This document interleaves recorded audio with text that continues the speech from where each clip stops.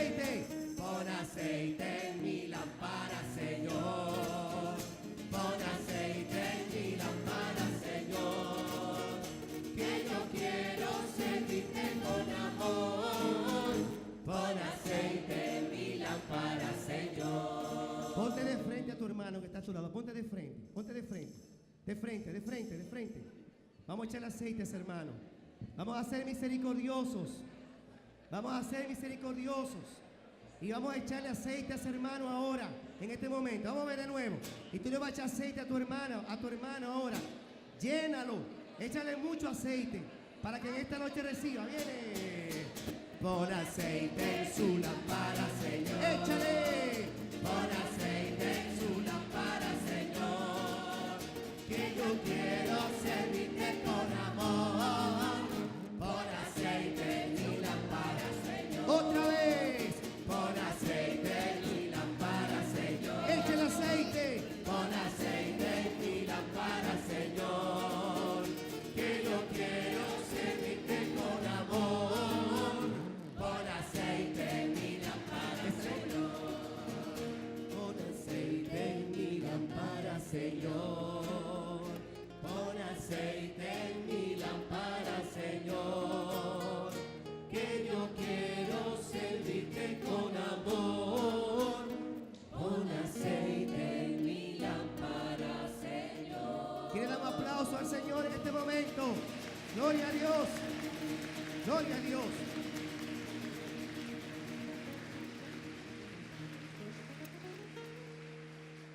Nos podemos sentar un momentito. Muy buenas noches, mis queridos hermanos. Buenas noches. Muy buenas noches a los que están aquí desde el lunes. Levanten su mano. ¡Ey! Démonos un aplauso. Muy bien. Y muy buenas noches a los que vienen esta noche por primera vez. ¿Dónde están? Muy bien, también para ustedes. Un abrazo del corazón para ti que te trajeron porque ya te tenían cansado y tú dijiste, está bien, yo voy. ¿Dónde están? Muy buenas noches para todos ustedes. Son bienvenidos a esta ya, la última noche de nuestro retiro de Cuaresma de la parroquia San José de Calasanz. Dice en la palabra del Señor en Hebreos, en el capítulo 4, a partir del versículo 12, dice, ciertamente es viva la palabra de Dios y eficaz, y más cortante que espada alguna de dos filos. Penetra hasta las fronteras entre el alma y el espíritu, hasta las junturas, médulas, y escruta los sentimientos y los pensamientos del corazón. No hay para ella criatura invisible. Todo está desnudo y patente a los ojos de aquel a quien hemos de dar cuenta. Teniendo pues tal sumo sacerdote que penetró los cielos, Jesús, Hijo de Dios, mantengamos firmes la fe que profesamos. Pues no tenemos un sumo sacerdote que no pueda compadecerse de nuestros pecados, de nuestras flaquezas, sino probado en todo igual que nosotros, excepto en el pecado. Acerquémonos, por tanto, confiadamente al trono de gracia, a fin de alcanzar misericordia y hallar gracia para la ayuda oportuna. Palabra de Dios.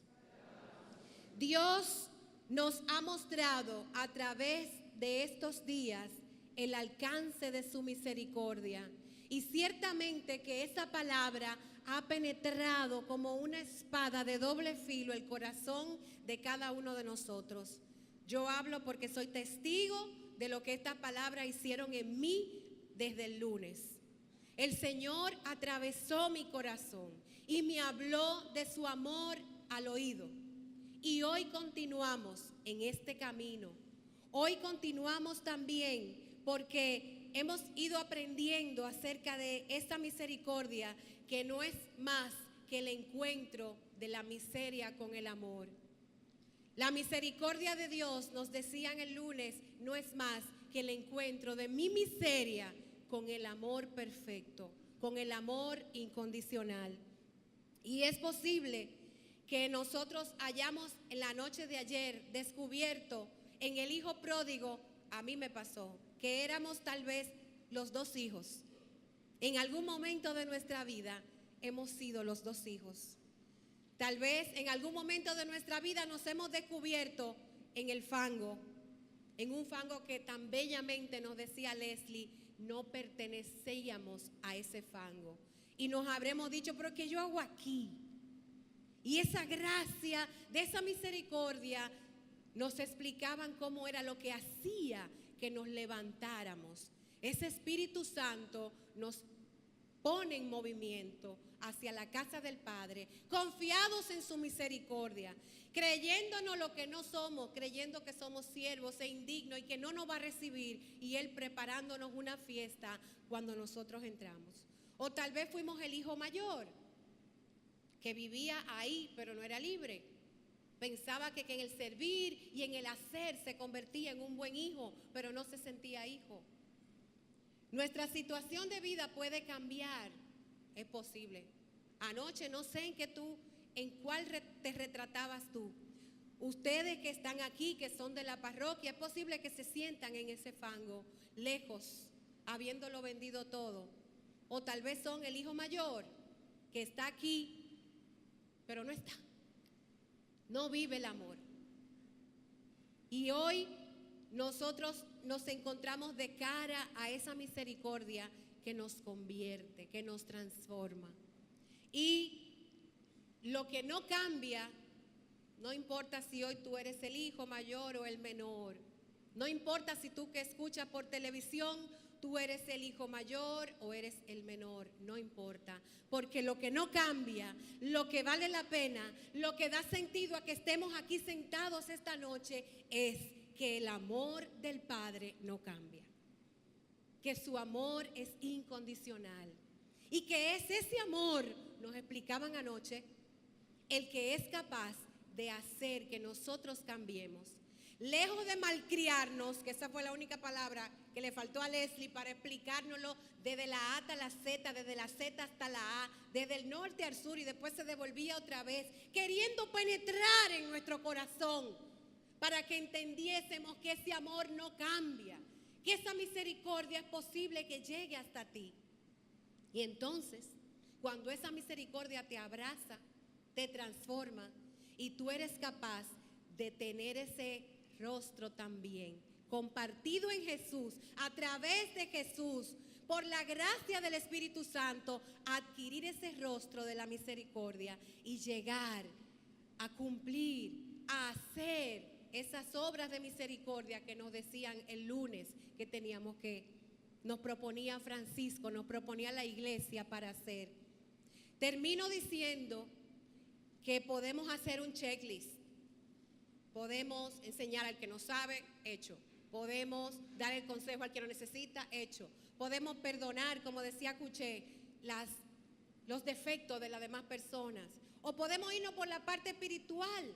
Podemos irnos, por la parte, esta era la parte espiritual, por la parte corporal, vestir al desnudo, visitar al enfermo, visitar el preso. Podemos hacer todo eso, pero si nos falta el amor.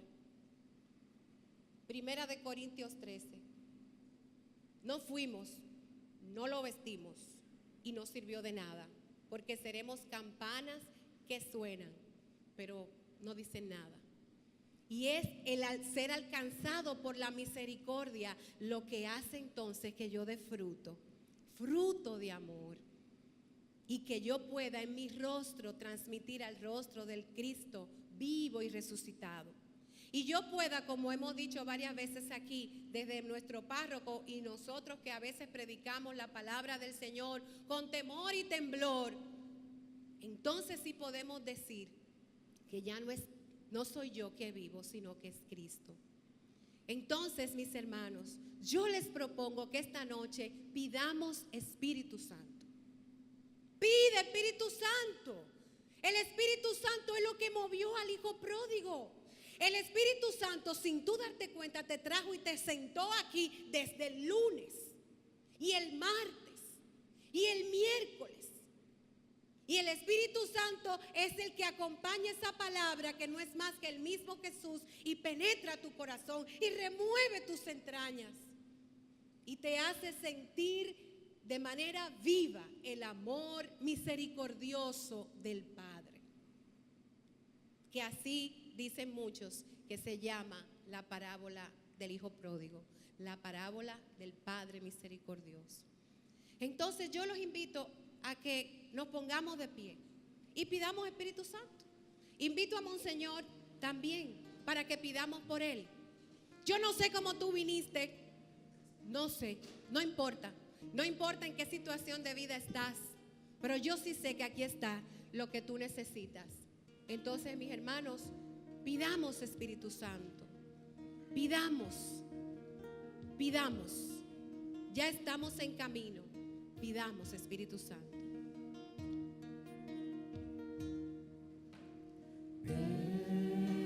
Espíritu, ven y lléname, Señor, con tu preciosa unción. Ven, Espíritu, ven y lléname, Señor, con tu preciosa unción.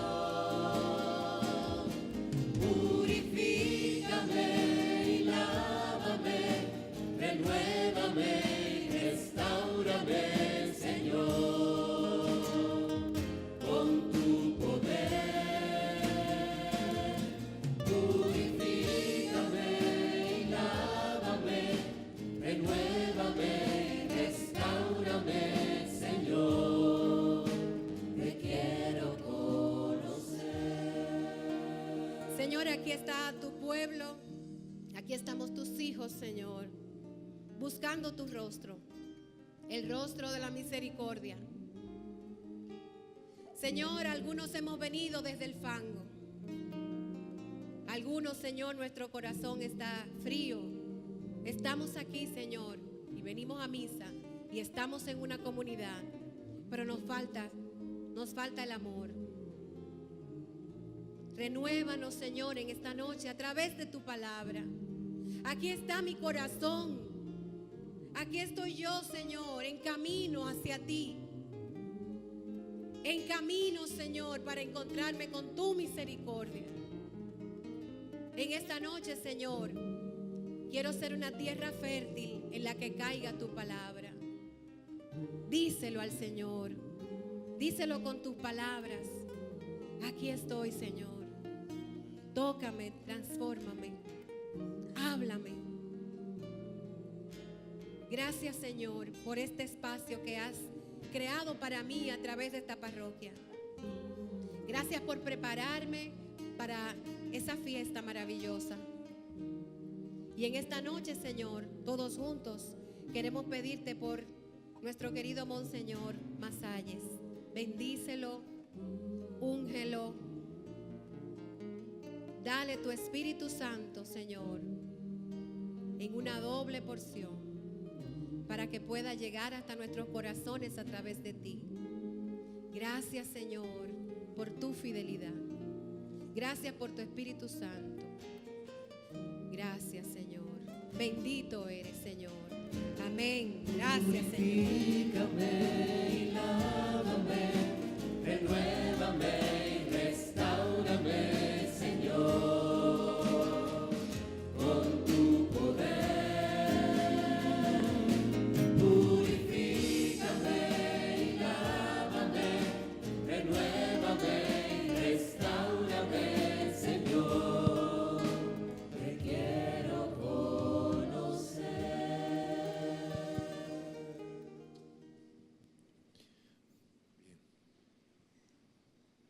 Bien, muy buenas noches, mis hermanos. Estamos aquí para hablar del tema conversión y misericordia. Uno de los principales argumentos que tiene el ateísmo, la gente que no cree, uno de los principales argumentos que tiene es el sufrimiento humano. A muchas de estas personas no les cuadra el sufrimiento. ¿Por qué las guerras? ¿Por qué las tragedias? ¿Por qué los terremotos? ¿Por qué los males de este mundo? Ese es un clásico.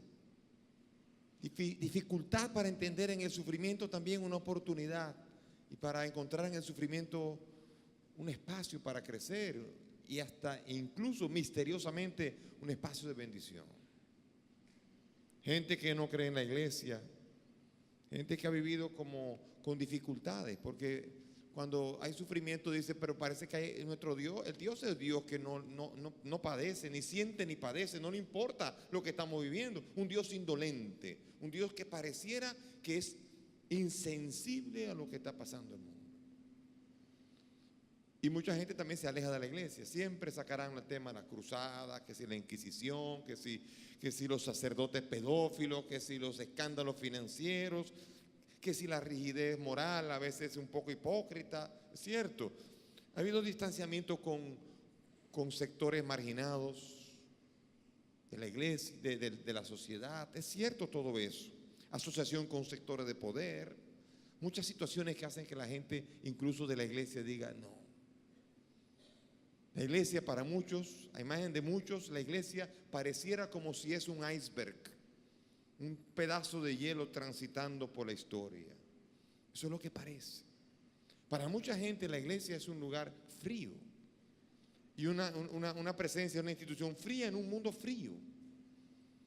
Y a veces podemos preguntarnos si hay algo de cierto en eso. Pero si hay algo que también es cierto, es que la misericordia de Dios es esa gran hoguera en donde todo ser humano necesita calentarse. La misericordia es esa hoguera que necesitamos todos.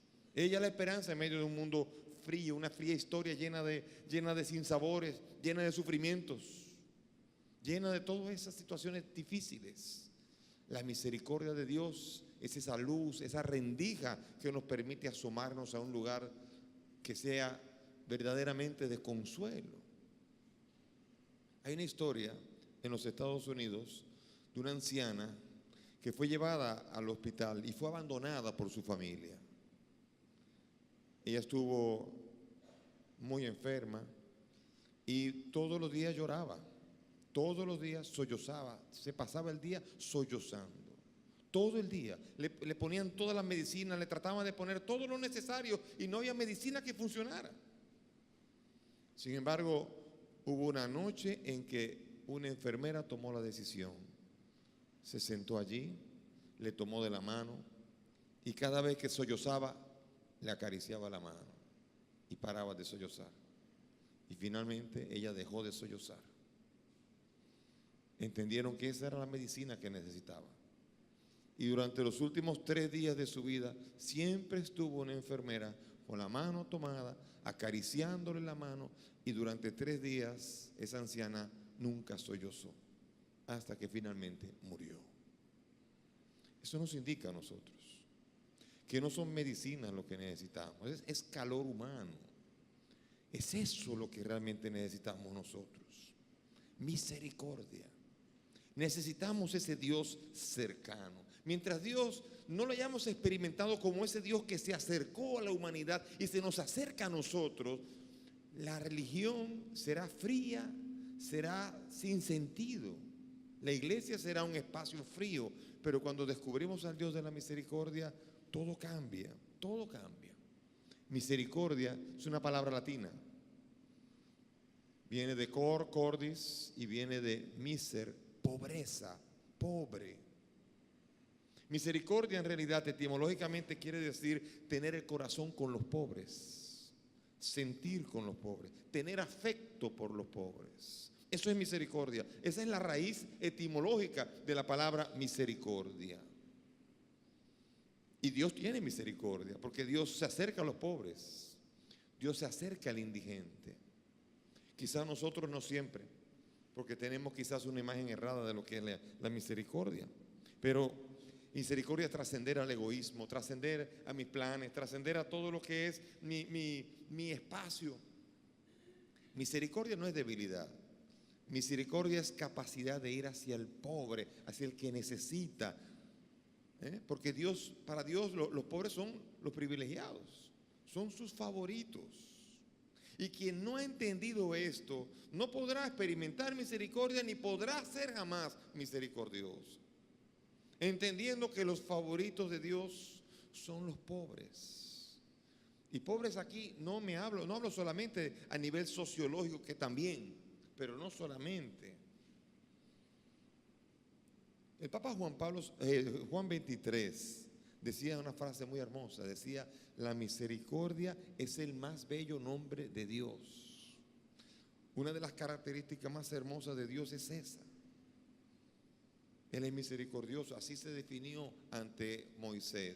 Yo soy el Dios lento a la cólera y rico en misericordia. Ese es el Dios que se reveló a Moisés y ese es el Dios que se nos quiere revelar a nosotros hoy. Juan 23 dijo esta palabra, miren qué linda. La iglesia ha condenado con severidad los errores de las épocas. Hoy, en cambio, la esposa de Jesucristo prefiere emplear la medicina de la misericordia antes que levantar el arma de la severidad. Fíjense el Papa Bueno, Juan 23, cómo entendía que la misericordia es esa gran medicina que necesita la humanidad. Y eso no le vino a él de un escritorio donde él razonó, le vino de los sufrimientos de la guerra. Él pasó por los sufrimientos de la guerra. Él incluso pasó por el genocidio de los judíos y él se involucró a defender a los judíos. Y también tuvo que vivir el sufrimiento de la férrea dictadura de Mussolini. Es en medio de ese camino de sufrimiento que él entendía que la misericordia venía a ser la gran medicina del hombre. Juan Pablo II decía que la justicia sola no basta. Juan Pablo II explicaba que la justicia mal entendida podían cometerse las más y las peores injusticias de la humanidad, tratando de aplicar una justicia mal entendida. A veces tratando de aplicar esta justicia podemos tener una gran deformación, el ojo por ojo, diente por diente. Podemos hacer terribles interpretaciones de lo que es la justicia. Pues me mataron un hijo, vamos a matarle un hijo a él. Eso es la justicia humana, no es la justicia bien entendida. Y por eso Juan Pablo II advierte que la justicia sola no basta. Para esto, Juan Pablo II, la primera canonización que hace en el siglo XXI, para dar a entender al siglo XXI lo que necesita, va a ser la canonización de Santa Faustina Kowalska, 30 de abril del 2000. Es apóstol de la misericordia. A ella es la que canonizó. Yo tuve la dicha de estar allí en esa canonización. Y allí él estableció, Juan Pablo II, el domingo de la misericordia, el domingo siguiente de la Pascua, dando a entender a la iglesia que si no entraba por ese camino de la misericordia del que hablaba Wendy, no hay fruto, no hay vida, no hay capacidad de encontrarnos como hermanos. Por eso esa canonización es una canonización provocadora, que nos provoca a nosotros. A nosotros los santos, muchas veces la idea de los santos son gente rígida, gente intransigente. Sin embargo, la primera canonización del siglo XXI va a ser nada más y nada menos que Sor Faustina, el apóstol de esa misericordia que tanto necesita la iglesia y el mundo. Y por último, el Papa Francisco. Imagínense, el Papa Francisco, que ha mostrado un extraordinario carisma fuera de serie. ¿Su atractivo cuál es? ¿Cuál es el atractivo de Francisco? Primero, su humildad, y segundo, son sus gestos misericordiosos. No hay lugar por donde pase que no se incline ante el pobre, ante el enfermo, ante el preso.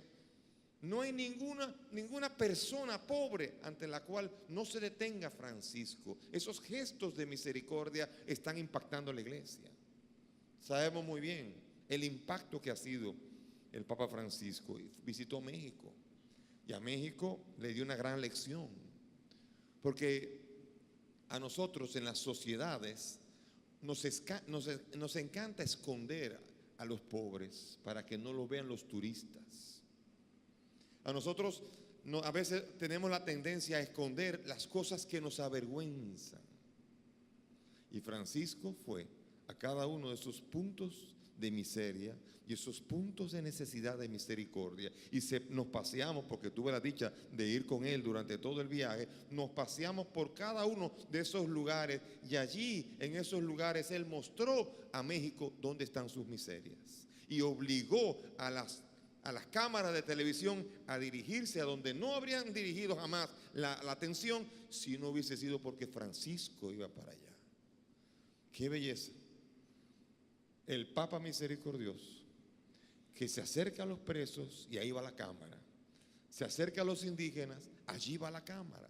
Se acerca a los emigrantes y allí va la cámara.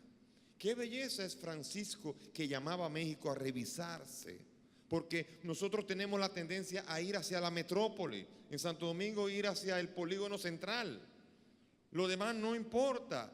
Y todo el mundo quiere entrar al centro, quiere estar en el medio, quiere estar en el concón, quiere estar allí en el lugar donde el figureo, donde está el glamour, donde está el poder. Y Francisco va a la periferia, a mostrar que la periferia a Dios le importa. No solamente le importa, sino que es lo más importante. Y es curioso este mensaje escandaloso de Francisco, que define la misericordia diciendo: la misericordia es la fuerza que nos hace salir del pecado. Y uno dice: pero ¿cómo puede ser? Si es misericordia, pareciera como que el Señor que te dice: no te apures. ¿Y cómo voy a salir del pecado si me dicen no te apures? Y sin embargo no es así. Es lo contrario. Solo tocando fondo y experimentando un amor como el de Dios, uno es capaz de salir de allí. Yo recuerdo en una parroquia donde estuve, recuerdo que un joven de los del círculo, de los del consejo, tuvo una tentación grave. Durante tiempo estuvo, imagínense, una parroquia tan pobre en la que estaba yo, le estaba robando a la parroquia, le estaba robando el dinero. A él se le confiaba dinero para diferentes actividades y cosas y se lo robaba. Pero con el tiempo se fue descubriendo. Y lo sabían ya todos.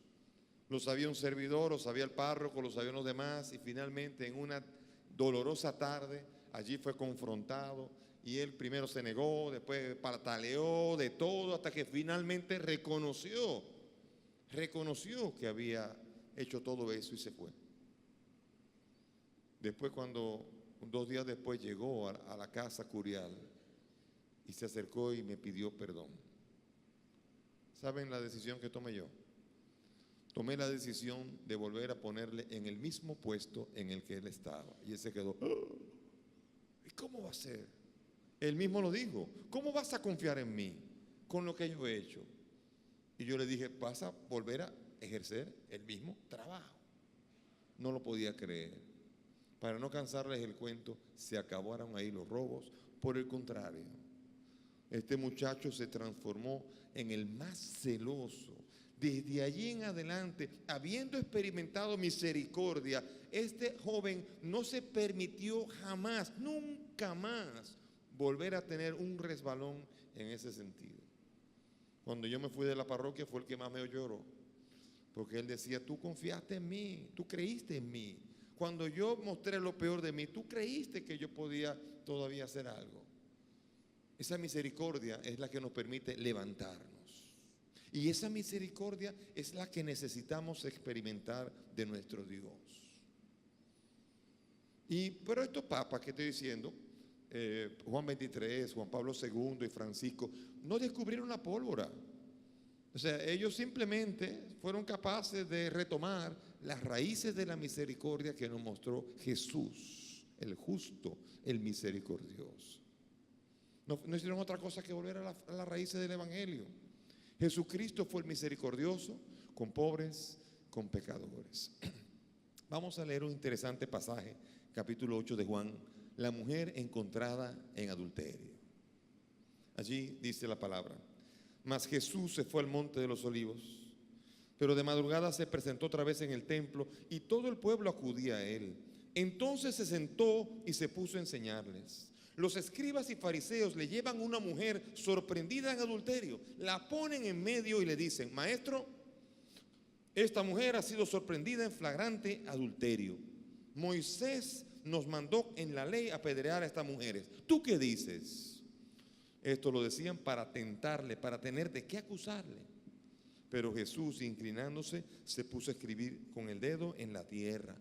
Pero como ellos insistían en preguntarle, se incorporó y les dijo: aquel de ustedes que esté sin pecado, que le arroje la primera piedra.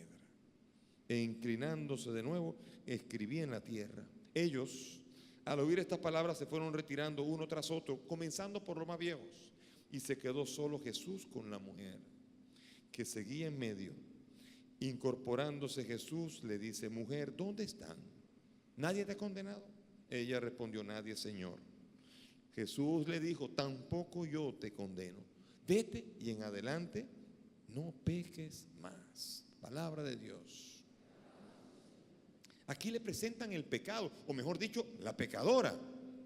Le presentan la pecadora. ¿Y por qué le presentan la mujer? Hay una trampa ahí, señores. Hay una trampa. Ya vemos nosotros en Juan 18:31 que ya a los judíos le habían prohibido la condena a muerte.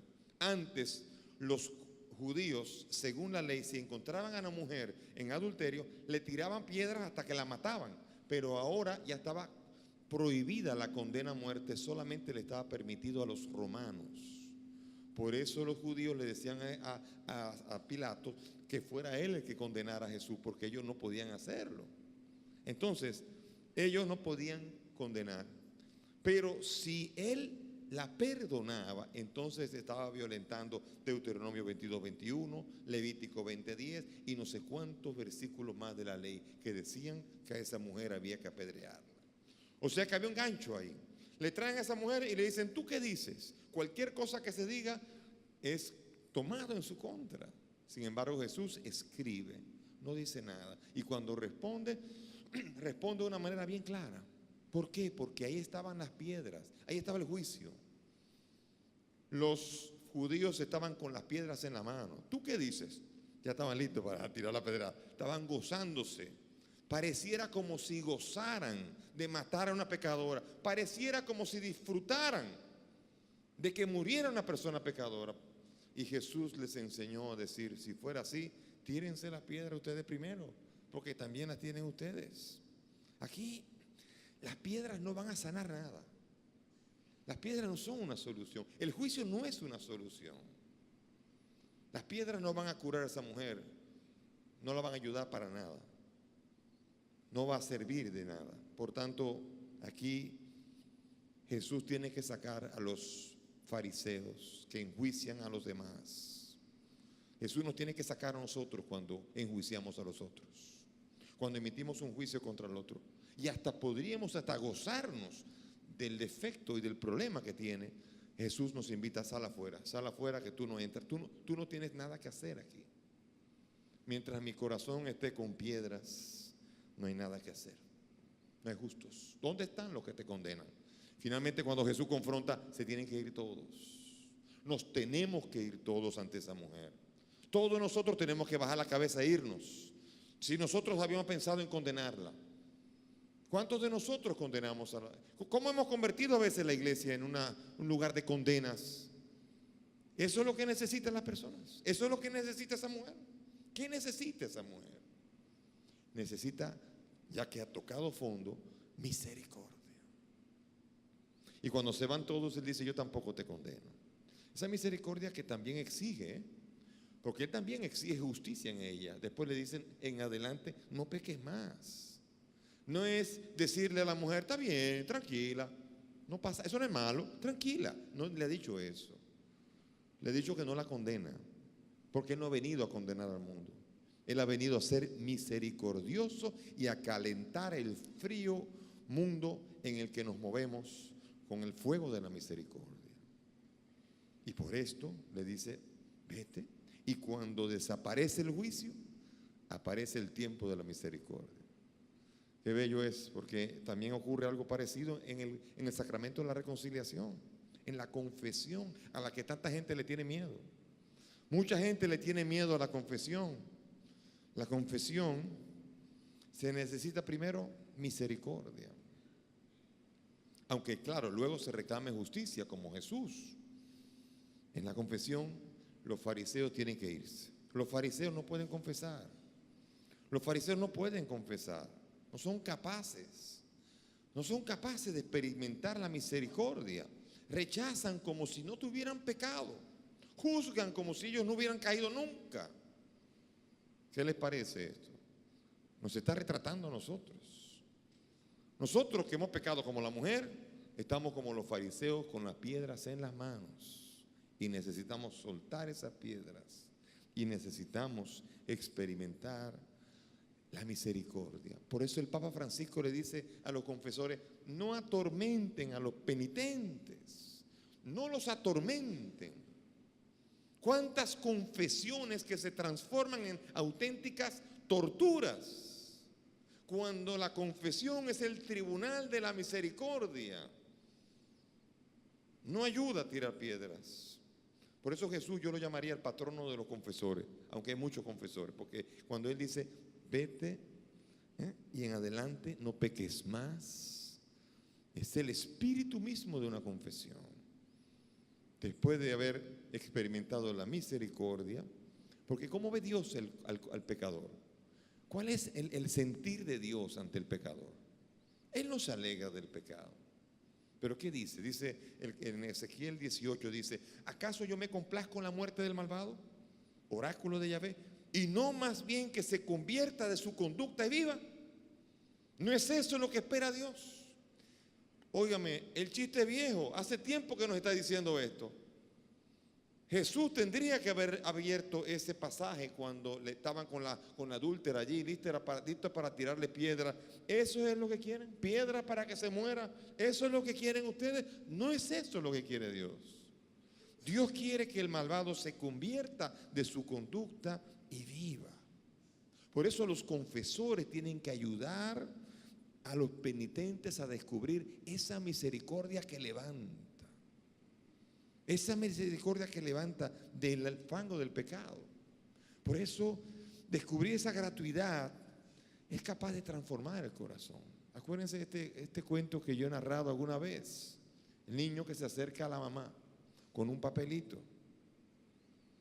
Se le acerca y le entrega el papelito, y el papelito decía, por haber sacado buenas notas en el colegio, 1 peso. Por haberme portado bien cuando vienen las visitas, 1 peso. Por haber, sacado buenas notas, 1 peso. Y le dio la lista entera de todas las cosas que había hecho. Y finalmente el papelito decía, total de lo que me debes, mamá, 15 pesos. La mamá se rió, no dijo nada. Al día siguiente en la mañana, cuando el niño va a desayunar, encuentra debajo del plato del desayuno también un papelito. En ese papelito decía, cuando lo abrió, por haberte traído al mundo, nada. Por darte de comer todos los días, nada. Por llevarte a la escuela para que te eduques, nada. Por llevarte a comer un helado, nada. Y después de toda la lista, finalmente decía, total de lo que me debes, hijo mío, nada. Esa gratuidad cambia. Esa gratuidad transforma. Porque nosotros, cuando buscamos pagar o compensar o reparar algo, allí es algo imposible, porque no hay nada que pueda comprar la benevolencia de Dios. Nada puede comprar la benevolencia de Dios. No es lo que hacemos, es lo que nos ama. No es lo que somos nosotros, es lo que es Él. Esa es la suerte que tenemos, que Él es misericordioso.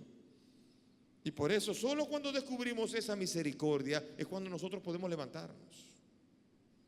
No es al caso que el Papa Francisco convoca un año jubilar, el año de la misericordia, que es el año en el cual el pueblo de Dios está invitado a levantarse de su pecado, fruto de haber experimentado la misericordia divina.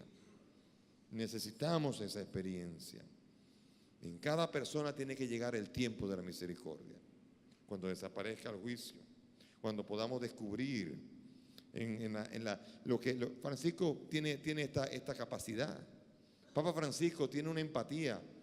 Le cae bien a todo el mundo, le cae bien hasta a los que odiaban a la iglesia.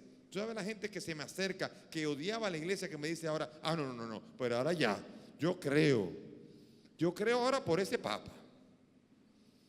De hecho, cuando la primera vez que fui a visitar a Papa Francisco, me acuerdo de 2 o 3 ateos que me dijeron, mándale recuerdos al Santo Padre y dile que aquí hay uno que cree en Él ahora.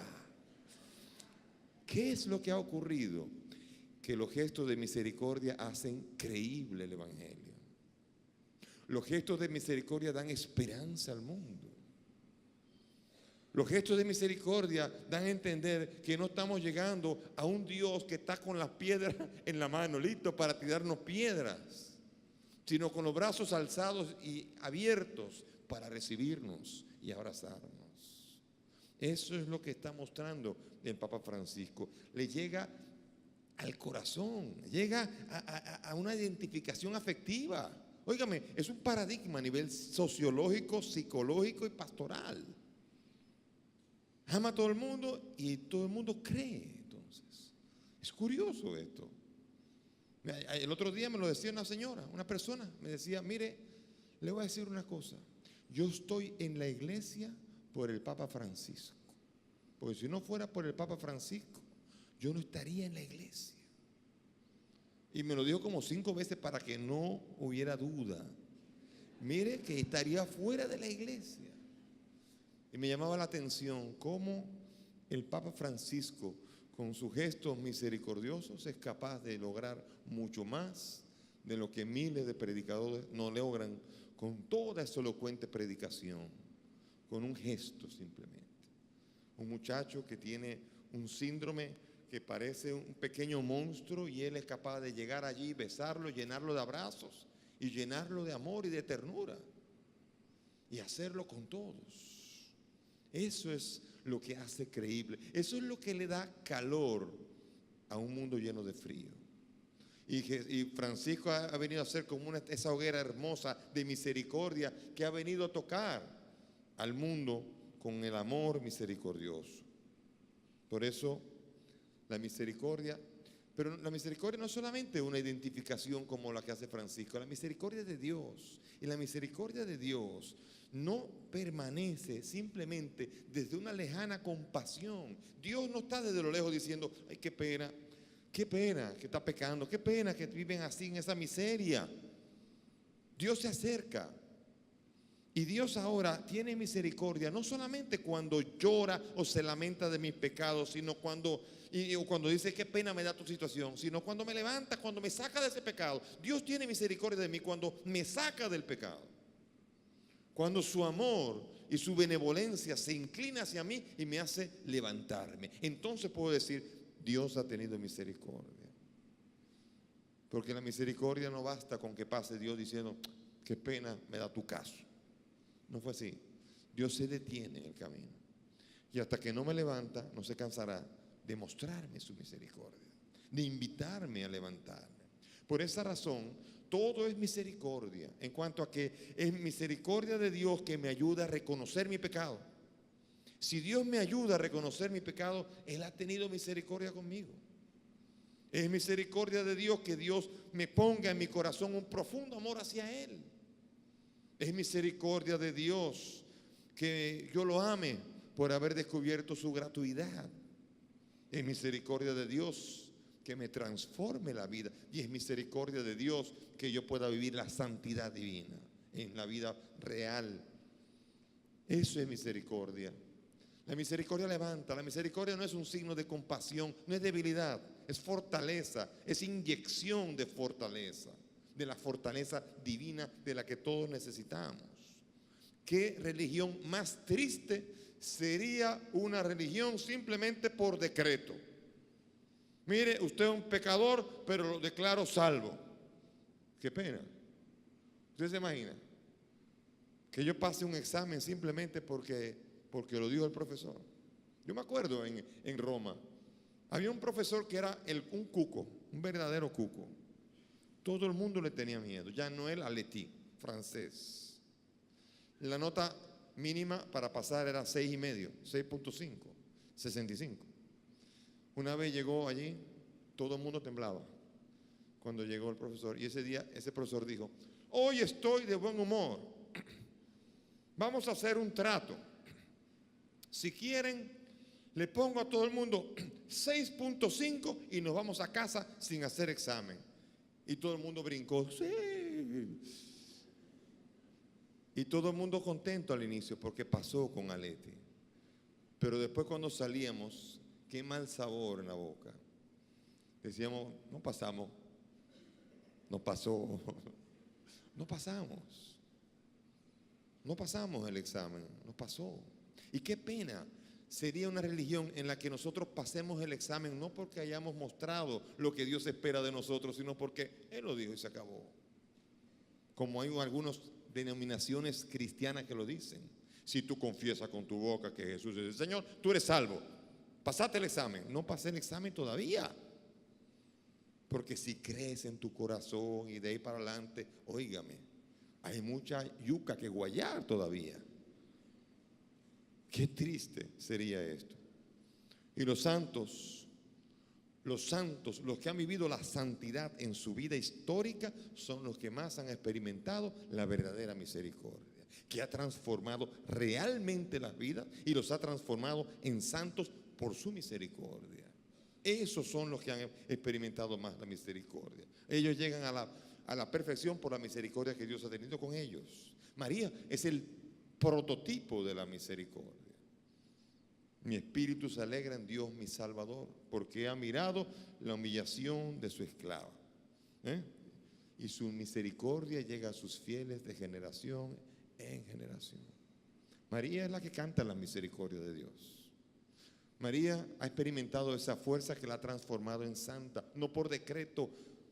Porque créanme que en algunas denominaciones María sigue siendo pecadora y es una pecadora, solamente que en el momento del nacimiento Dios la protegió y después quédate pecadora y se quedó con Jesús. Y no es así. Dios santificó y encontró llena de gracia a María, llena de gracia. Y en ello hizo la obra de transformar. Sin obrar, voy a decir una cosa importante. Si el obrar, si nuestra actuación no importara, entonces no habría juicio. No habría ningún juicio, sino solamente declaración por la boca. El juicio final, el famoso juicio final del capítulo 25 de Mateo sería diferente. Les voy a leer una parodia de cómo sería el juicio. ¿Se acuerdan cuál es? Tuve hambre, me diste de comer, tuve sed.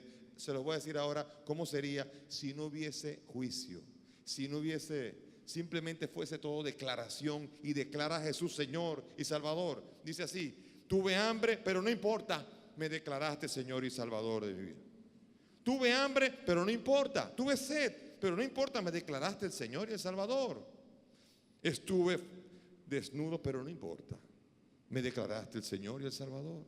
Estuve en la cárcel, pero no importa, me declaraste el Señor y el Salvador. Estuve enfermo, pero no importa, me declaraste el Señor y el Salvador. ¿Se dan cuenta? Qué ridículo. Ese sería el juicio del fracaso. Una religión que sería inoperante, incapaz de mover verdaderamente un corazón a la caridad. Basta que digas Jesús es Señor y se acabó todo. No es así. Así comienza todo. Pero desde allí comienza una historia de misericordia que Dios y tú van a vivir y que tienen que vivir. Por eso no basta simplemente decir esto. No practiqué las obras de misericordia, pero no importa. Tengo el decreto, aquí está. Tengo el permiso para entrar. Sería hasta en llave. Sería hasta como una especie de tráfico de influencias. Yo declaré a Jesús mi Señor y Salvador y cuando estén en el juicio decían, que yo no hice esto. No, pero ahí está. Así que permiso. Imagínense qué difícil y qué triste cuando nosotros no alcanzamos el sentido más profundo de lo que misericordia quiere decir. Dice la primera de Juan, en el capítulo 4, versículo 9, todo el que ha nacido de Dios no comete pecado porque su germen permanece en él y no puede pecar porque ha nacido de Dios. O sea, la finalidad de que la palabra de Dios llegue al corazón, de que la gracia llegue al corazón del hombre, es que deje de pecar. Si no, ¿para qué le dijo Jesús a la adúltera: en adelante no peques más? En adelante declárame el Señor y Salvador, pero sigue pecando si quieres, pero declárame el Señor y Salvador. No es así. Eso no es misericordia, eso es una misericordia más erróneamente concebida. Porque la misericordia de Dios es en lo concreto, en la historia. Las obras de misericordia son en lo concreto, en mi vida, en lo que yo vivo. Por eso el Señor le dijo una vez: no todo el que me diga Señor, Señor entrará en el reino de los cielos, sino el que escucha mi palabra y pone por práctica todo lo que yo les digo. El que escucha mi palabra y la pone en práctica se parece ¿a quién? Al hombre que construyó la casa sobre la roca. El Señor está esperando a nosotros una misericordia en lo concreto, en nuestra vida. Quiere una casa en la roca. No quiere una casa en la arena. Quiere una vida fundamentada en una casa construida sobre la roca, fundamentada en una práctica concreta de las obras que Él espera de mi vida. La misericordia de Dios, mis hermanos, es incompleta si no me da la fuerza para vivir su palabra. ¿De qué me sirve a mí una palabra en la que yo no tenga la fuerza para poder ponerla en práctica? ¿Para qué la digo? La palabra transforma y la palabra está necesitada de hombres y mujeres que sean capaces de tener el coraje de ponerla por práctica. Y cuando alguien tiene esa dicha, puede entonces cantar: Dios ha tenido misericordia conmigo. Cantar las misericordias de Dios es cantar la obra de transformación de la que hablaba Leslie ayer, de esa misericordia que transforma y que es capaz de convertirme a mí desde un pecador hasta una persona santificada, perdonada e invitada a vivir la gracia de Dios. Muchos entienden la misericordia como: deme un chance. Esa es la palabra. Nosotros los latinos somos, además somos vivos. Los latinos somos pícaros, ¿verdad? Y sabemos buscarnos la misericordia. La doña que le para al policía y se lo pide de todas las maneras: deme un chance, deme un chance. Policía: ya, está bien, sí. Y decimos que eso es misericordia. Misericordia como si fuera la impunidad. Como si fuera un clima de impunidad donde yo rompí la ventana, pero yo no tengo que reponerla. Solamente tengo que pedir perdón y me tengo que ir. Y la ventana se queda así. ¿Y qué hago yo con ella? Esa capacidad de reparar. Por eso a mucha gente no le gustan las indulgencias. Dicen, esa indulgencia suena como que responsabilización de lo que yo hice. Claro que sí. Si un niño, si tu hijo de repente con un batazo jugando béisbol le rompe el vidrio a la ventana del vecino, yo espero que no solamente lo invites a irle a pedir perdón, sino que lo invites a él a entender que tiene que reparar lo que hizo. Porque si no, le estás enseñando simplemente a irresponsabilizarse de la vida y de su vida personal. Y así en la vida con el Señor. ¿Qué es primero? ¿Conversión o misericordia? Definitivamente misericordia. Nadie se puede convertir si no experimenta la misericordia. La justicia es importante, pero oigan lo que voy a decir. Voy a poner un orden adecuado de las cosas. Porque la justicia, a veces la gente dice, justicia no, misericordia, claro. Voy a explicar, importante este paso. Primero está el pecado, la realidad de mi pecado. El pecado primero. Ante el pecado está la respuesta de Dios, que es misericordia. Y cuando Dios es misericordioso con el pecado, se transforma y entonces ocurre la conversión. Y en la medida en que la persona se convierte, va viviendo la justicia. Pero la justicia necesita de un corazón convertido. Porque quien no se ha convertido, cuando la justicia no se ha convertido, la justicia es condenadora. La justicia es rechazo. la justicia es piedras para el pecador. Pero cuando un corazón ha experimentado la misericordia de Dios, entonces se transforma en una persona justa, porque hace las cosas que debe hacer. No hace la justicia de los hombres, sino la justicia de Dios. O sea que la justicia es el proceso más acabado, la justificación, cuando Dios me santifica, cuando Dios va transformando mi vida y me va convirtiendo, me va justificando, y la justicia de Dios se va viviendo en mí. Y yo tengo que aspirar a esa justicia de Dios, pero yo no puedo comenzar por la justicia. ¿Qué justicia pueden hacer esos fariseos ante esa mujer adúltera? El único que es capaz ahí de hacer algo es el justo, que es Cristo Jesús. El justo y justificador. Él sí puede hacer que la misericordia arranque y ponga en actividad ese mecanismo necesario de conversión. Sin misericordia no podemos convertirnos. ¿En qué nos convertimos sin misericordia? En condenadores, en jueces y sobre todo en fariseos hipócritas, que queremos tirarle piedra teniendo nosotros también pecado. En eso nos convertimos, cuando la justicia no viene fruto de una misericordia que se ha acercado al pecador y que ha transformado a ese pecador y lo va convirtiendo día tras día. Por lo tanto, yo me convierto fruto de la misericordia de Dios ante mis pecados. Yo me convierto cuando la misericordia de Dios va tocando todos y cada uno de mis pecados se van transformando en justicia.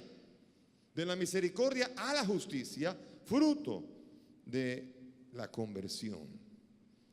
La conversión me va llevando entonces a descubrir esa benevolencia de Dios que también tengo que experimentar con mis hermanos. Pero hace falta que el hombre se reconozca pecador. Hace falta hacer el encuentro con Dios. Es una visión errónea esa misericordia que te dice eso, en esa iglesia donde te dicen: no importa lo que tú has hecho, no importa cuánto tú has pecado, no importa lo que tú peques, Dios te ama. No te preocupes. A Dios sí le importa lo que tú haces, y le importa mucho lo que tú haces. Y Dios espera que tú dejes de pecar. Dios está esperando que tú cambies de vida. No importa lo que tú hayas hecho. Ven aquí, paga el diezmo, claro, pon el diezmo, declara a Jesús tu Señor. No importa lo que tú hayas hecho. Sí le importa a Dios lo que tú hagas. Dios quiere cambiar tu manera de vivir, y eso es tener misericordia. Esa es la misericordia que viene a transformar la vida, y es la misericordia de la que nos está hablando el Papa Francisco. Por eso no podemos ni siquiera abusar de la misericordia. Eclesiástico capítulo 5 dice: no digas pequé y qué me ha pasado, porque el Señor es paciente. Del perdón no te sientas tan seguro que acumules pecado tras pecado. No digas su compasión es grande, Él me perdonará la multitud de mis pecados, porque en Él hay misericordia, pero también hay cólera, y en los pecadores se desahoga su furor. No te tardes en volver al Señor, no lo difieras de un día para otro, pues de pronto salta la ira del Señor y puedes perecer en el tiempo del castigo. O sea, yo conozco personas que dicen: todos se van a salvar, porque Dios es misericordioso. Dios es amor. Y si Dios es amor, no puede permitir que todos se pierdan, que alguien se pierda. Y aquí hay que tener mucho cuidado de hacer esa experiencia de no entender, cuando Dios me ama, ¿qué quiere de mí? No es seguir con mi capricho, no es permitir que yo siga con mi capricho, con mi manera de vivir. Si Él me ama y tiene misericordia conmigo, Él me tiene que llevar por el buen camino. Y si no me lleva por el buen camino, tengo problemas, porque sería que no me quiere guiar, que no me quiere orientar, que no me quiere acompañar. Por eso, cuando salgo del pecado, es cuando yo puedo decir: Dios tiene y ha tenido misericordia conmigo.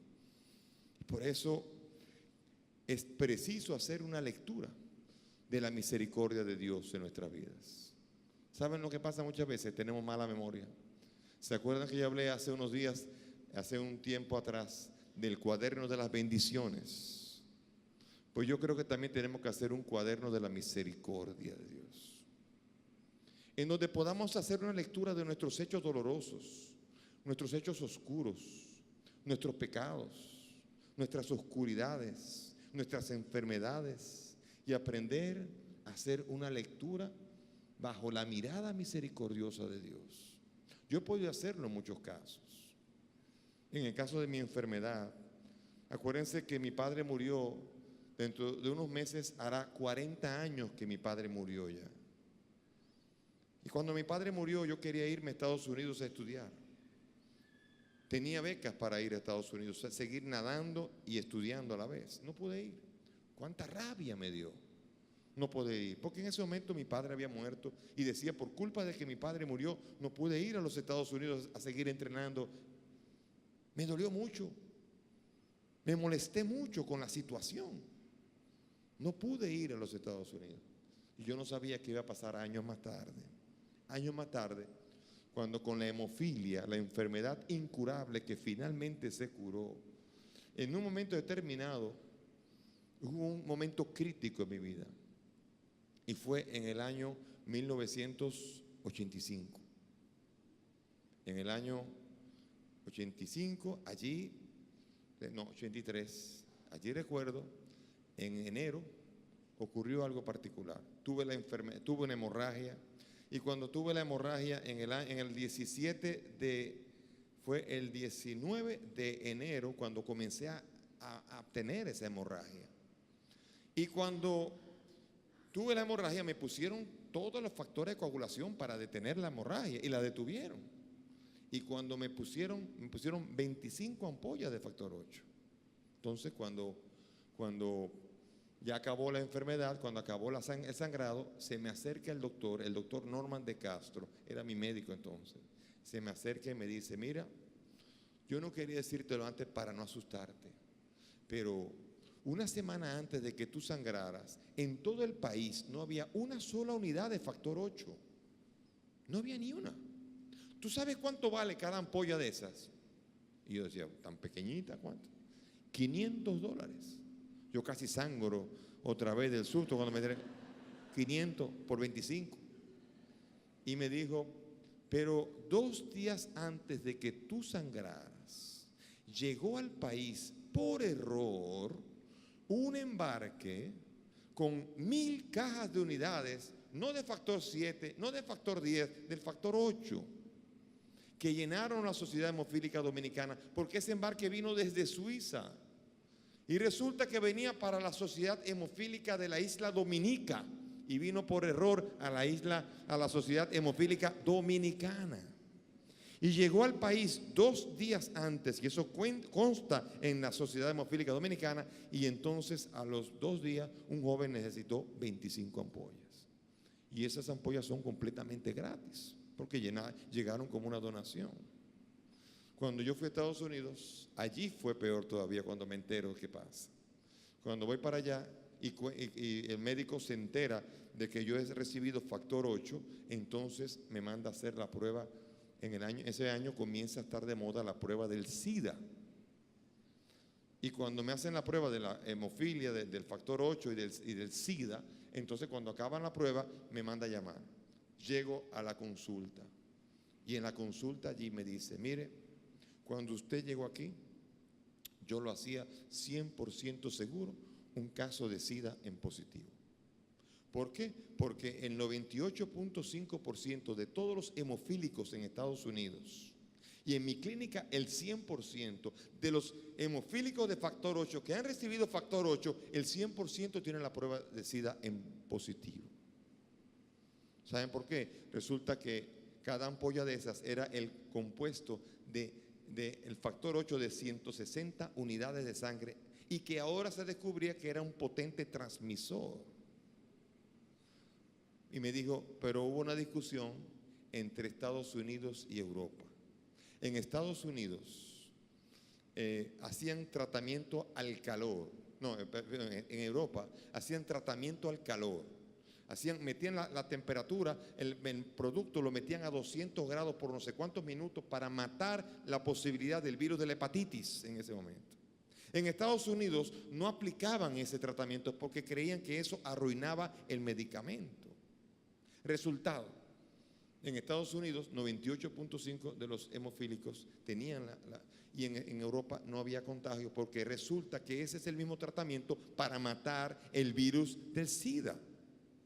Y me dijo, váyase a su casa y verifique las cajas de las medicinas. Decía, hecho en Suiza. Tratado al calor para matar el virus de la hepatitis. Y yo sabía ya en ese momento que también era precisamente el mismo tratamiento para cualquier problema de SIDA, poder desaparecerlo allí. Entonces, yo tenía que dar gracias a Dios por una cosa. Yo estaba en el único país de toda América entera que tenía el factor 8 limpio de SIDA. Se habría buscado, ¿dónde se habría mandado a buscar? O a Miami, o a Puerto Rico. Pero llegó por error desde Suiza.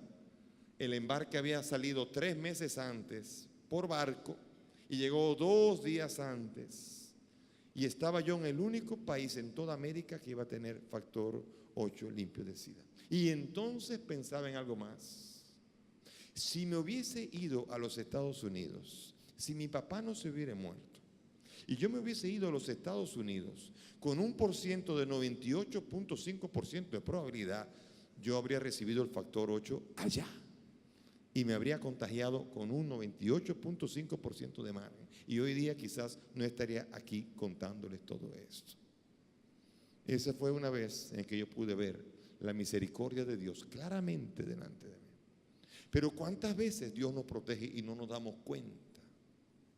De cuántos accidentes, de cuántas situaciones, de cuántos pecados y de cuántas realidades no nos está constantemente la misericordia de Dios protegiendo nuestra vida. Solamente que no hemos tenido la oportunidad de verlo, pero sí de creerlo, aceptarlo, acogerlo y gozarnos de ello. Porque es eterna su misericordia. Porque su misericordia llega a sus fieles de generación en generación. Como dice el famoso dicho que ya... ¿Cuántas veces lo han dicho ustedes, lo han visto en la playa, que dice las huellas en la playa, donde decía que habían 2 huellas y de repente había una y le decía, Señor, ¿y por qué a veces tenía una sola? Ah, porque yo en esa te llevaba cargado. A veces no nos hemos dado cuenta, pero muchas veces Dios nos lleva cargados. Y es una sola huella que vemos, pero es Dios que nos protege. Y tenemos que aprender a ir descubriendo poco a poco esa belleza del amor misericordioso del Dios al cual estamos llamados a vivir. Por eso cuando uno haga un examen de conciencia en la confesión, también haga un examen de misericordia. Examine su misericordia. La misericordia trabaja a la raíz. Yo cuando confieso muchas veces pregunto, cuando peca la persona, ¿por qué pecaste? ¿Por qué hiciste eso? No sé. Porque la gente viene al tribunal a ver el boche que le van a dar y dice, cometí tal cosa. Y esperando el boche. Y cuando le preguntan, ¿por qué hiciste eso? Pues no sé. Pues eso es lo que Dios quiere.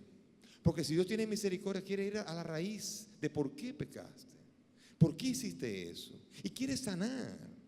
Y la misericordia de Dios sana de raíz el pecado. Y el sacramento de la confesión no tiene que ser solamente el tribunal del juicio, sino el tribunal de la misericordia, en donde Dios nos saca del fango del pecado. No solamente nos da permiso para seguir pecando, sino que nos saca de él y escuchamos, como escuchó la pecadora adúltera de Jesús, diciendo, y en adelante vete y no peques más. Y eso se realiza en mí. Eso es misericordia. Eso es que Dios tiene misericordia para conmigo. Qué belleza saber que tenemos ese sacramento como una expresión del amor y la invitación a la conversión. Si usted se quiere convertir con el sacramento de la confesión, experimente la misericordia de Dios, porque sin ella no habrá conversión. Sin ella no habrá camino a la santidad. Otro sacramento hermoso, la Eucaristía. El Papa Francisco decía, si cada uno de nosotros no se siente necesitado de la misericordia de Dios, no se siente pecador, es mejor que no vaya a misa. Sí, es duro, pero es así. ¿A qué va a la misa si usted no se siente necesitado de la misericordia de Dios? Jesús pone presente en un altar su infinita misericordia, porque Él, que es inmensamente rico, nos mira a nosotros inmensamente pobres, que venimos allí a comulgar por infinita y pura misericordia de Dios. Nadie se puede creer completamente digno. Nadie. Por eso dice un monje cartujo, Juan Lanspergio, decía esta frase. Yo quiero que ahora cierren los ojos un momentito, porque miren lo que dice él frente a la comunión. Le dice: teme acercarte considerando tu vileza, teme también tu gran atrevimiento, pero teme todavía más estar lejano de Él considerando la necesidad que tienes de Él. En esta perplejidad y angustia, abandónate y arrójate en sus manos y apóyate solamente en su misericordia. Él conoce tu estado miserable.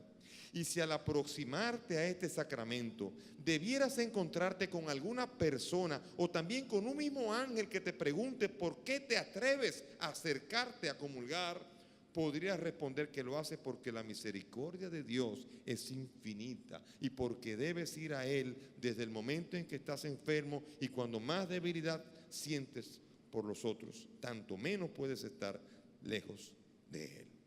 Amén. Qué belleza.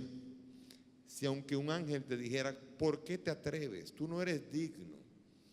Apela siempre a la misericordia, que es la que te invita a acercarte a Él. Y otra cosa importante, educar para la misericordia. Yo no sé, los hijos, ¿cómo los educamos a los hijos para la misericordia? Es importante. ¿De veras que lo educamos siempre para la misericordia? Yo no estoy seguro. No estoy seguro del todo. Yo vi en YouTube, no, en Facebook, una entrevista a un asesino. Me llamó la atención. Un joven que a los 16 años mató por primera vez. Mató, él contaba, ya lo habían agarrado. Contaba que mataba gente como si hubiera matado chivos. Y mató a este, y uno se dice. Y cuando en una, ese muchacho, yo decía, le falta papá. Le faltó papá y mamá. A los 21 años que tenía, 5 años, él había estado prófugo, y le preguntó el entrevistador: ¿y por qué no te agarraron antes? ¿Por qué no te llegaron a agarrar en estos 5 años? Él dijo una frase tan rara, digo, vaina de Dios. O sea, a mí, mi corazón se llenó de pena. Este muchacho vivía la miseria, y nosotros decimos, pero ¿y a nuestros hijos? ¿Cómo estamos educando a nuestros hijos? Si tú no educas a tu hijo a ser misericordioso, entonces tú no le has enseñado nada. Puedes enseñarles las mejores cosas de la vida, puedes enseñarles un trabajo, puedes llevarlo a estudiar. Óyeme, qué difícil es si tú no le enseñas a confiar en que también los demás necesitan de misericordia. Miren qué lindo el libro de Ben Sirá, el hijo de Sirá, o Sirácides, o también Eclesiástico. Dice así, el papá que le dirige a sus hijos estas palabras: hijo mío, no le arrebates al pobre su sostén, no vuelvas tus ojos ante el necesitado, da al hambriento y satisfaz al hombre en su necesidad. No irrites el corazón ya irritado, y no difieras socorrer al menesteroso. No desdeñes al suplicante atribulado, y no vuelvas el rostro al pobre. No apartes los ojos del necesitado, y no des al hombre ocasión de maldecirte.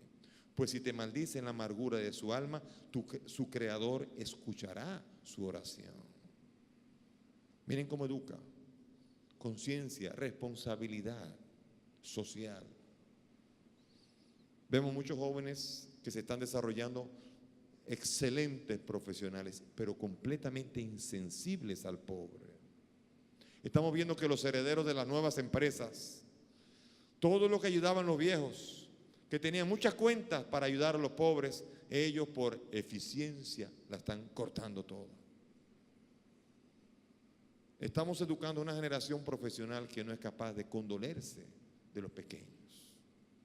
Y cuando criamos una generación así, criamos una generación muy pobre, tuerta, una generación incapaz. ¿Saben por qué? Porque muchos de ellos estudian en países en donde no se ayuda a los pobres. Estudian en países en donde todo lo que estudian lo estudian para un país desarrollado, en donde no se cuenta con los pobres. Vienen aquí y ¿qué pobres? ¿Pobres de qué? No, eso no es responsabilidad mía.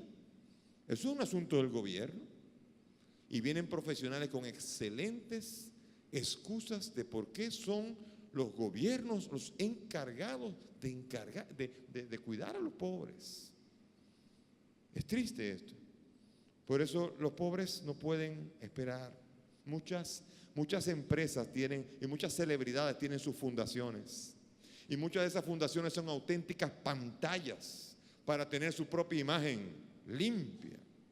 La fundación tal. Ah, no, ese es un hombre altruista, porque este tiene una fundación. Y las fundaciones son para promocionarse o para venderse como personas. Y el Señor está esperando corazones misericordiosos. Está esperando una cultura de misericordia en el mundo. Una cultura auténtica de misericordia.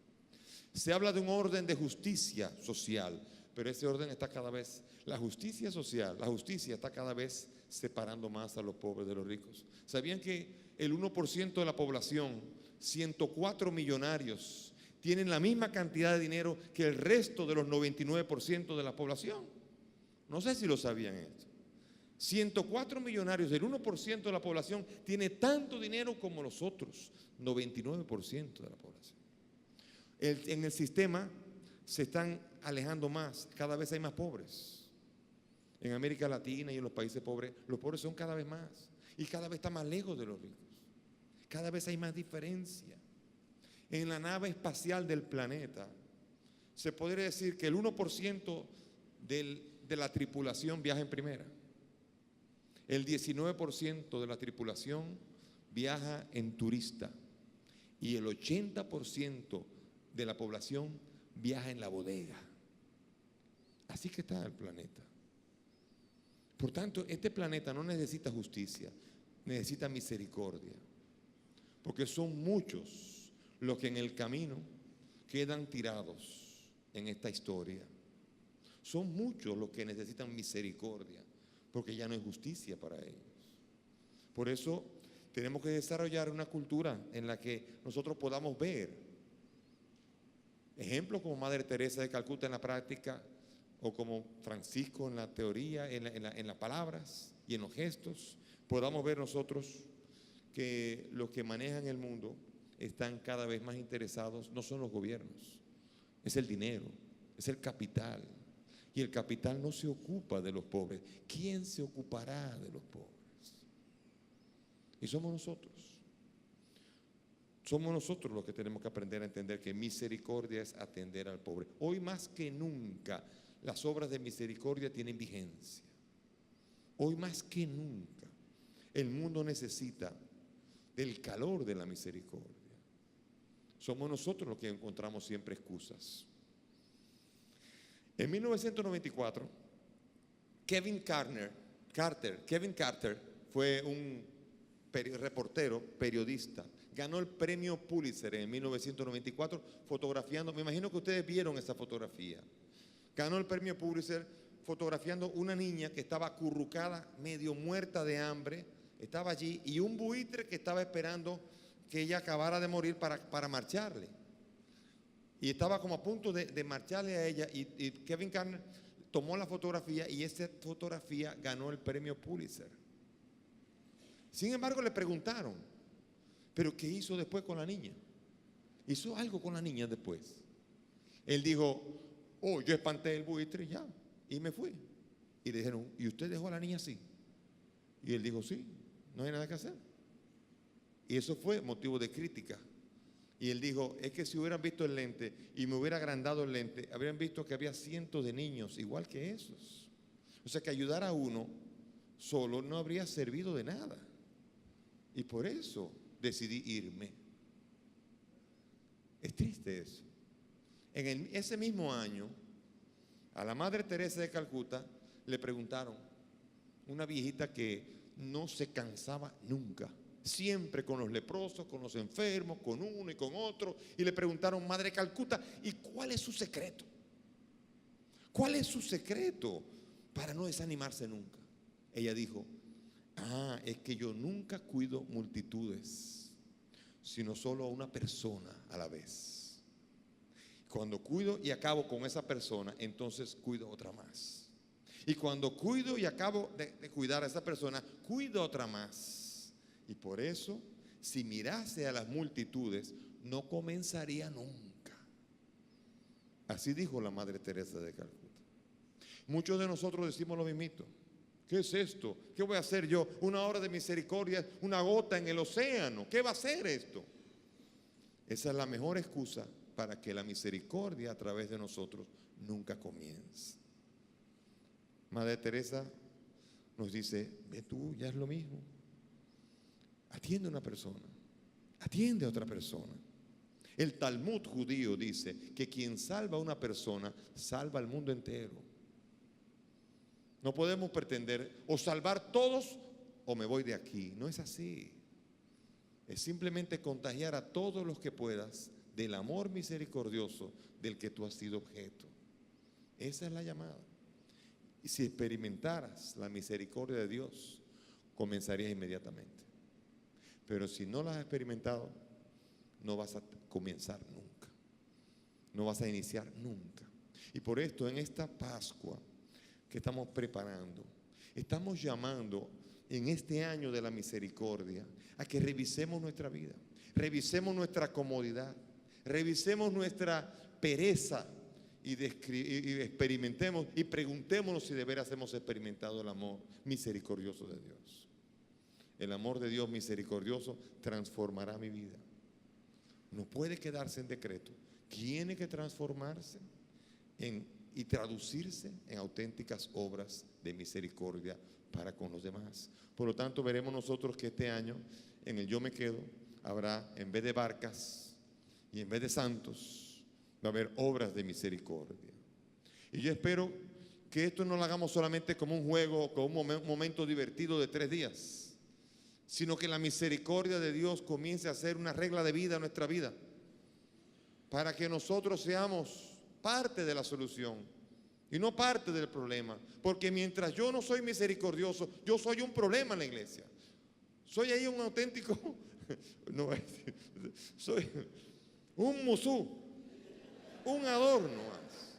Estoy ocupando un espacio nada más. Y Dios quiere que vengas aquí, pero quiere que ese musú se transforme en una persona misericordiosa y que caliente el mundo con el fuego del amor con que nos ha calentado a nosotros. Hoy hemos venido aquí a querernos convertir y solamente por misericordia de Él podrá iniciar nuestro proceso de conversión una vez que nuestros pecados queden en el horno de la misericordia de Dios. De esa manera cocinará el Señor los mejores frutos en nuestra vida y daremos al Señor los frutos que tanto espera. Cuando pase por entre su pueblo, seremos nosotros el pueblo que le da los frutos que tanto ha esperado. Amén. Cerramos nuestros ojos y sentados todavía y vamos a hacer un momento de oración. Vamos a presentarle primero al Señor nuestra vida. A veces nos da vergüenza ante los demás, pero no ante Dios. No te avergüences ante Dios. Preséntale tus pecados. Preséntale aquello que tanto te avergüenza. Quizás aquello que nunca te atreverías a decírselo ni en palabras llanas, ni siquiera al confesor. Pero tu miseria. Vamos a presentarnos todos. Vamos a presentarle al Señor cómo nos ha protegido, cómo nuestros pecados nos habrían podido conducir por los peores caminos, pero ha tenido misericordia con nosotros.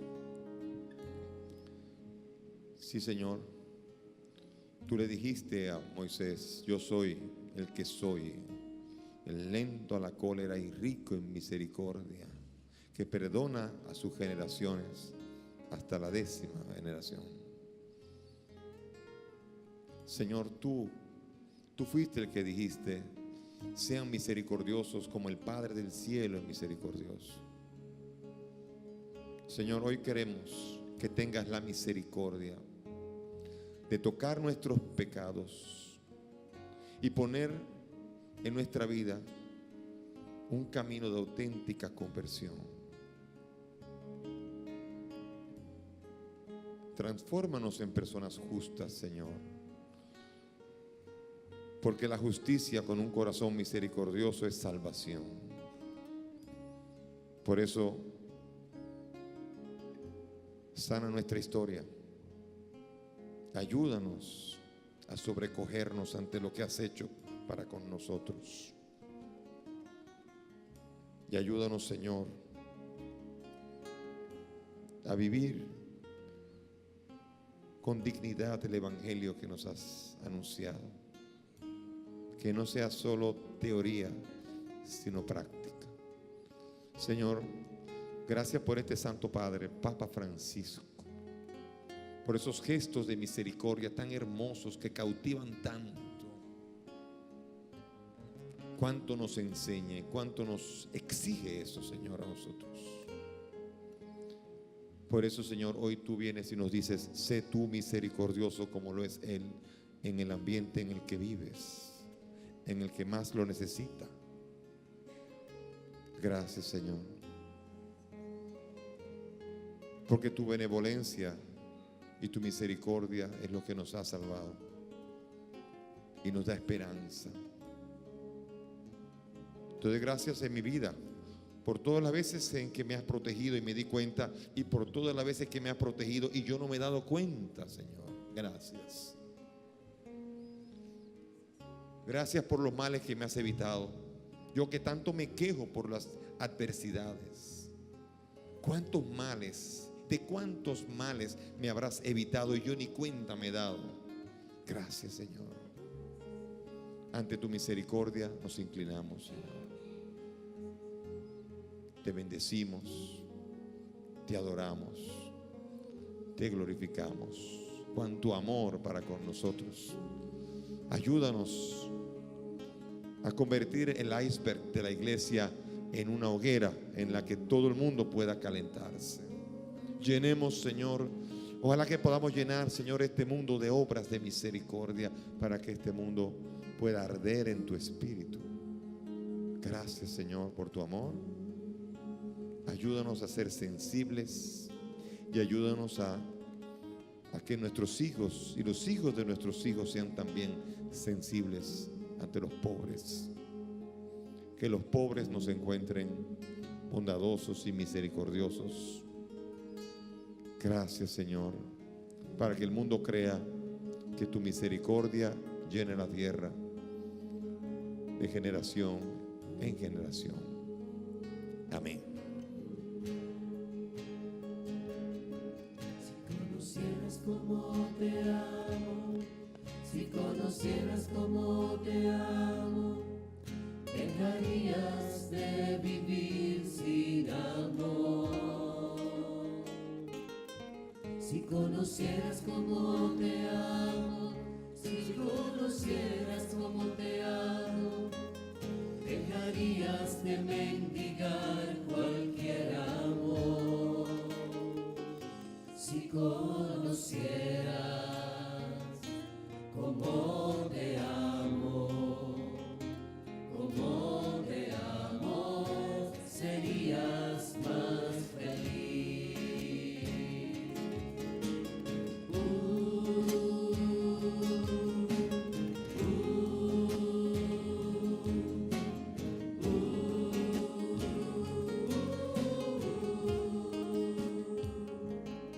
Si conocieras cómo te busco, si conocieras cómo te busco, dejarías que te alcanzara mi voz.